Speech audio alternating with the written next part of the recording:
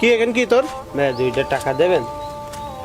কি জন্য দেবো টাকা তোরে? ভাই সকাল থেকে কিছু খাই না। আমি কি করব?